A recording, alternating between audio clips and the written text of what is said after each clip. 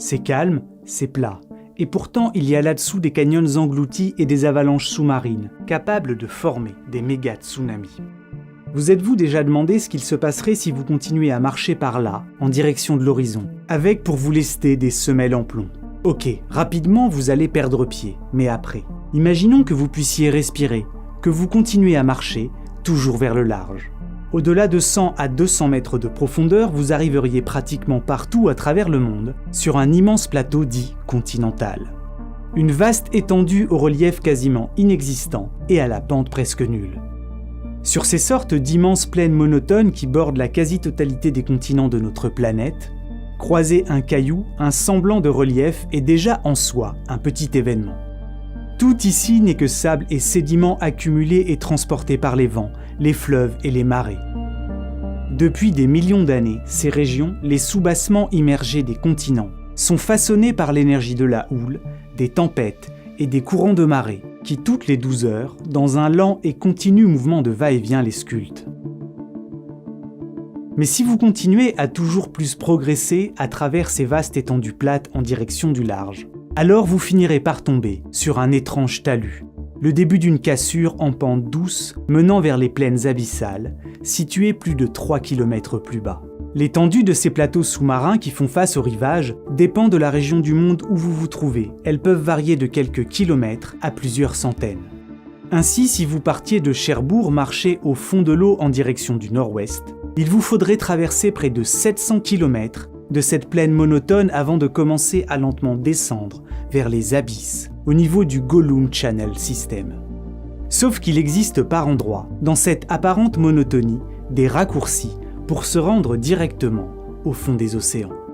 Dans le golfe de Gascogne, il y a sous les eaux quelque chose d'aussi énorme que le Grand Canyon.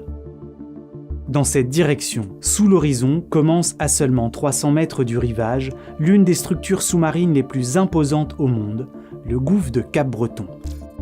Un canyon situé sous les eaux, bordé par endroits de falaises de près d'1 kilomètre de haut et qui serpente sur 270 km avant d'atteindre la plaine abyssale par 3500 mètres de fond. Si le gouffre de Cap-Breton était en surface, nous ne verrions que ça. Il s'est formé sous les eaux et depuis le rivage, nous ne le voyons pas. Tout comme cette falaise en pente douce que l'on peut suivre sur près de 1000 km à partir de son embouchure et qui est régulièrement entaillée par des centaines d'autres canyons sous-marins plus petits qui se suivent les uns derrière les autres et plongent eux aussi depuis le plateau continental jusqu'au niveau de la plaine abyssale située dans cette région 4000 mètres plus bas. En fait, même si les mensurations du canyon de Cap-Breton sont hors normes, il est loin d'être le seul représentant de son type.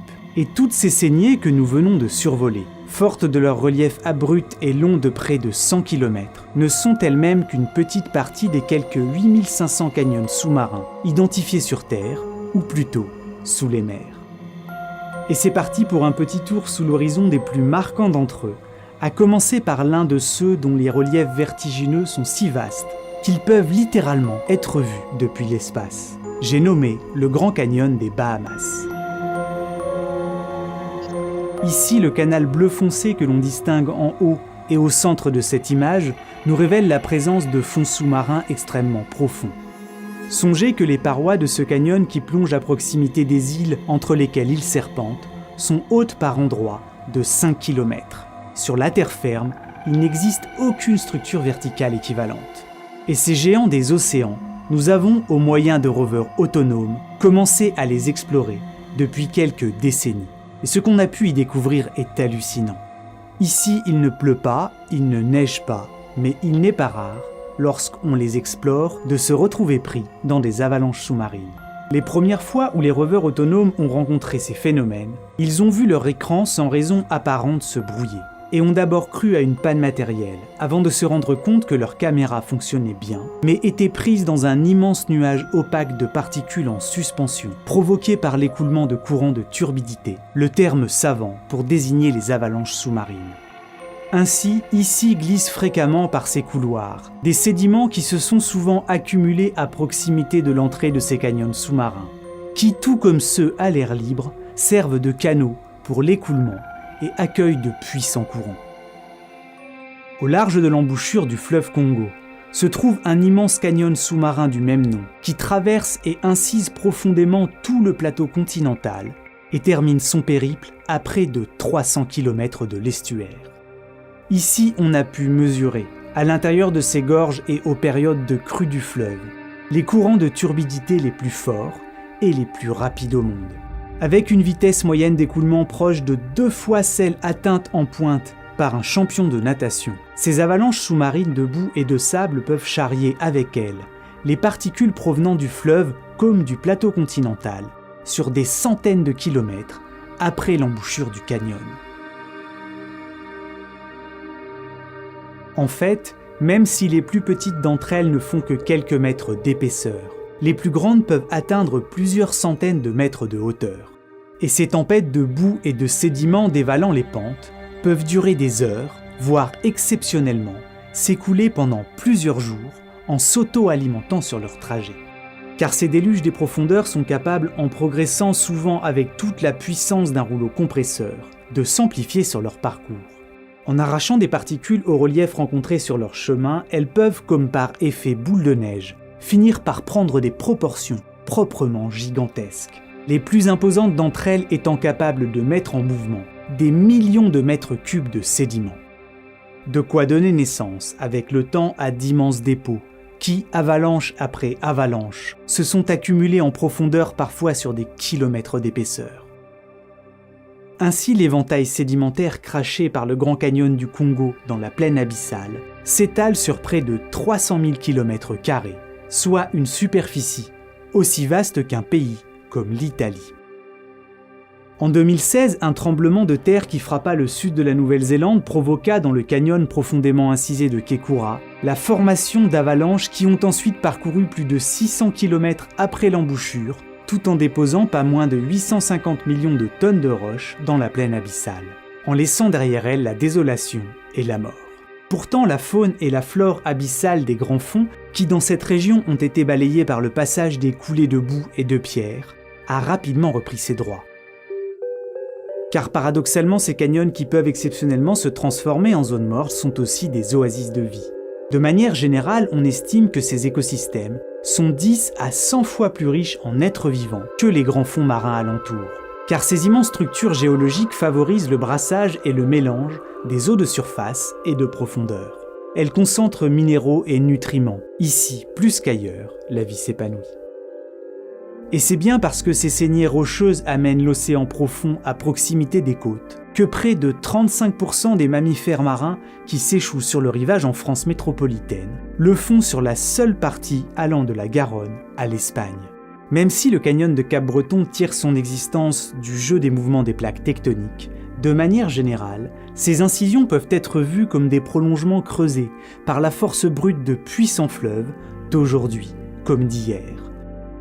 Car ces canyons ont parfois commencé leur vie à proximité de la surface, voire carrément en partie à l'air libre, durant la dernière période glaciaire, lorsque le niveau des océans mondiaux était de 130 mètres plus bas qu'il ne l'est aujourd'hui.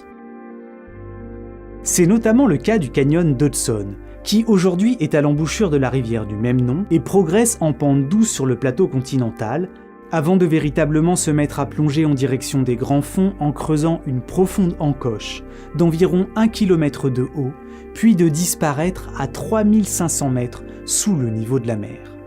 Mais il y a 20 000 ans, l'Hudson se jetait dans l'océan, à peu de choses près ici, sur les bords du plateau continental, à environ 160 km de l'embouchure actuelle. Étrangement, la taille des canyons sous-marins n'est pas nécessairement liée à celle du fleuve ou des rivières à proximité desquelles on les trouve. Ainsi, si ce canyon, situé au large du plus puissant fleuve du monde, semble si modeste au regard du débit de l'Amazone qui lui a donné naissance, c'est que celui-ci, désormais éloigné de 320 km de l'embouchure, n'est pratiquement plus alimenté en sédiments provenant de l'écoulement du géant brésilien, qui crache et étale ses alluvions dans toutes les directions sur le vaste plateau continental qui lui fait face. En déposant en moyenne et sur l'ensemble de cette région 1 cm de sédiments par décennie, l'Amazone a en grande partie effacé les traces du passé, comblé de ses rejets d'anciens et vastes réseaux de vallées sous-marines. Si ici le fleuve a effacé une partie du relief, il arrive qu'ailleurs ce soit aussi l'inverse. L'exemple le plus frappant est peut-être celui du canyon de Monterrey, qui serpente entre des parois escarpées et hautes par endroits, d'1,5 km, et ce sur près de 150 km sous l'océan Pacifique, avant de s'étaler par 3600 mètres sous le niveau de la mer. En fait, ici, comme dans le cas du gouffre de Cap-Breton, nous avons affaire à un géant sans parents apparents. Dans un cas comme dans l'autre, l'alimentation en sédiments supposée avoir entaillé la roche au point de former ces canyons est assurée par des rivières ayant des débits beaucoup trop faibles, même sur des millions d'années, pour avoir pu creuser de tels édifices. Pour former avec le temps quelque chose d'aussi grand, pour creuser de telles cathédrales de pierre, il faut vraiment que ça débite en sortie. Ainsi, on pense que le canyon de Monterrey a été aligné il y a environ 8 millions d'années, avec un fleuve rivalisant en puissance avec l'Amazone.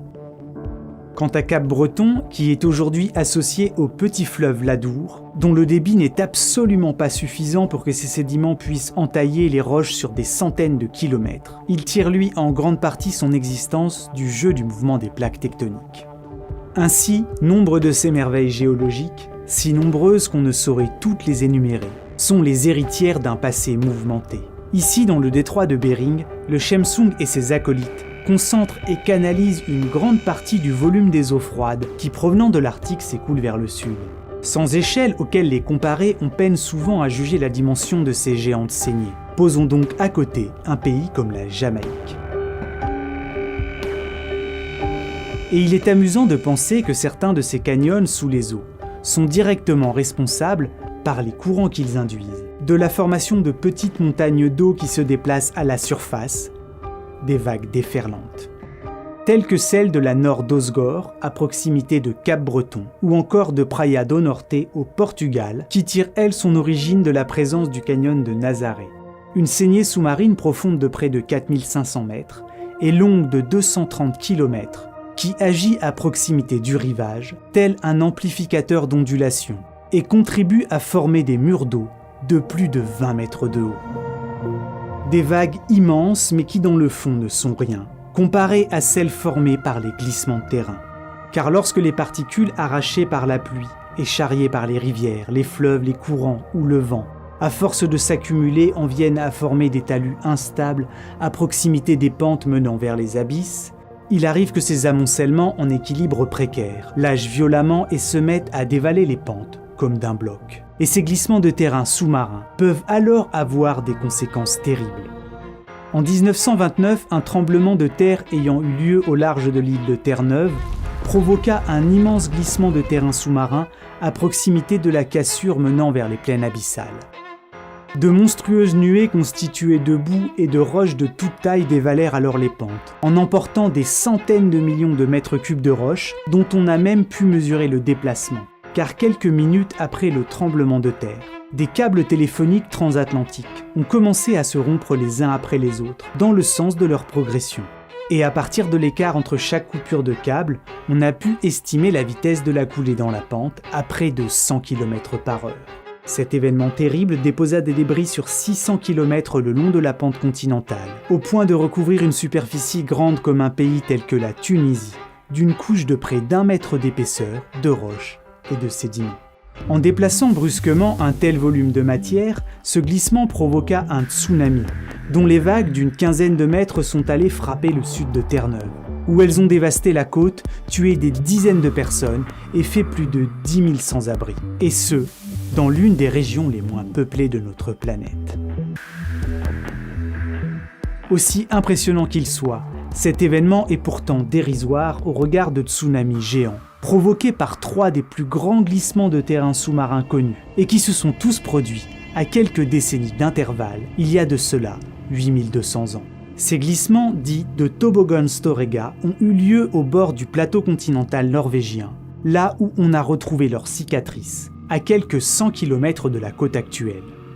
On pense qu'ici, 3500 km3 de débris et de roches du plateau continental se sont brutalement décrochés, avant d'aller s'étaler sur plus de 1000 km à l'ouest de leur point de rupture. En glissant vers la plaine abyssale, le déplacement de cette masse épaisse d'une centaine de mètres en moyenne et large comme l'est la Belgique provoqua la formation d'un méga tsunami dans tout l'Atlantique Nord. On a ainsi retrouvé sur une grande partie des côtes norvégiennes, de l'Islande, comme des îles Féroé, des traces de dépôts caractéristiques provoquées par le passage d'une vague de 40 mètres de haut. En Écosse, c'est à plusieurs reprises une lame d'une dizaine de mètres qui s'enfonça par endroits, jusqu'à 80 km à l'intérieur des terres. Toboggan Storegga, c'est 2000 fois le volume de roche qui fut arraché au mont Sainte-Hélène lors de son éruption de 1980. Et si 6200 ans avant notre ère ça peut vous sembler loin, dites-vous qu'à l'échelle des temps géologiques, c'était hier. La prochaine fois que vous fixerez l'horizon placide et calme, peut-être penserez-vous à ces paysages marins qui évoluent à une paresseuse vitesse géologique, à ces avalanches, à ces phénomènes capables de transporter le plus de matière à la surface de la Terre et qui se situent sous les mers. Vu depuis l'espace côté Pacifique, notre monde porte bien son nom de planète bleue. D'immenses glouglous à la Cité de l'Océan et à l'aquarium de Biarritz. L'existence de cet épisode leur doit beaucoup. Pour observer et découvrir au plus près les habitants mystérieux des mondes du dessous, l'aquarium de Biarritz comme la Cité de l'Océan sont des lieux incontournables pour se mettre la tête sous l'eau tout en restant au sec. Si vous passez ou vivez dans le sud-ouest de la France, c'est une étape toute trouvée pour apprendre et s'émerveiller. À l'aquarium, de l'autre côté des vitres de l'un des plus grands bassins de France, vous pourrez contempler au plus près les balais incessants d'une dizaine d'espèces de requins différents. Quant à quelques dizaines de mètres de là, leurs phoques vous gratifieront de leur charisme comme de leur sieste légendaire. À la Cité de l'Océan, vous découvrirez quantité de contenus ludiques et intelligents sur l'océan. Des expositions, des ateliers et des expériences pour comprendre, tout en s'amusant. Que ce soit dans les décors d'une base digne du Nautilus du capitaine Nemo, ou immergé dans un cinéma dynamique doté d'effets spéciaux plus vrais que nature, vous pourrez découvrir en s'amusant les grands mystères de l'océan. Pour leur soutien, glouglou sur eux, et surtout, glouglou sur vous.